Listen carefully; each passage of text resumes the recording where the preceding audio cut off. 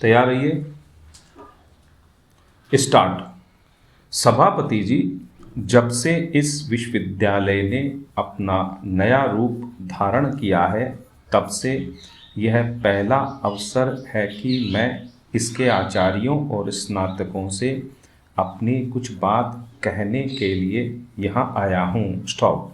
भारत में जिन विश्वविद्यालयों को इस दृष्टि से कि उनकी स्थापना को अभी पूरे 50 वर्ष भी नहीं हुए हैं नया कहा जा सकता है, उनमें वाराणसी विश्वविद्यालय को छोड़कर संभवतः यही विश्वविद्यालय सबसे पुराना है। स्टॉप। किंतु अभी कुछ ही दिन पहले इसने अपना वर्तमान रूप ग्रहण किया है। स्टॉप। इस दृष्टि से यह इन सब नवीन विश्वविद्यालयों में नवीनतम विश्वविद्यालय माना जा सकता है। स्टॉप। अभी इसकी परंपराओं की श्रृंखलाएं इतनी कठोर नहीं हो गई हैं कि यह नए पथ पर सरलता से अग्रसर न हो सके। स्टॉप। अतः मैं इससे यह आशा करता हूँ कि यह अपनी शिक्षा का ढंग कुछ ऐसा रखेगा जिससे कि यह मानव जीवन की शिक्षा के सब प्रयोजनों को पूरा कर सके। स्टॉप।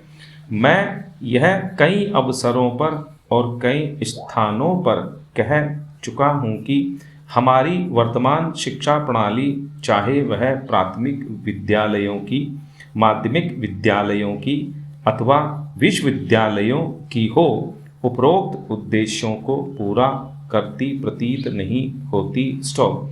कम से कम यह बात तो है ही कि यह ऐसी नहीं है कि शिक्षा के उद्देश्यों को संतुलित रीति से पूरा कर सके। स्टॉप। आपकी अनुमति से इस संबंध में मैं आपसे कुछ शब्द कहना चाहता हूँ। स्टॉप। पैरा।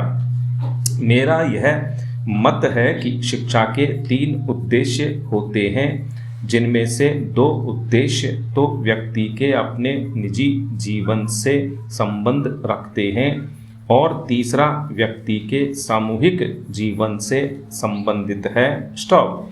प्रथमतः शिक्षा का यह प्रयोजन है कि वह व्यक्ति की ईश्वर प्रदत्त सहज विवेक बुद्धि की सामर्थ्य और क्षमता को बढ़ाए। स्टॉप। यह ठीक है कि मानव को विवेक बुद्धि जन्म से ही प्रकृति या ईश्वर से मिली हुई होती है, किंतु अपनी नैसर्गिक अवस्था में इसकी सामर्थ्य और क्षमता अत्यंत सीमित होती है। स्टॉप। यदि कोई व्यक्ति केवल उसी के सहारे छोड़ दिया जाए तो अपनी देश काल की सीमाओं के कारण वह उससे न तो अपना ही कोई लाभ उठा सकेगा और न अपने अन्य भाइयों का कोई भला कर सकेगा, किंतु यदि उसकी विवेक बुद्धि को पिछली पीढ़ियों की संचित अनुभूति से संपन्न कर दिया जाता है तो उसकी शक्ति और क्षमता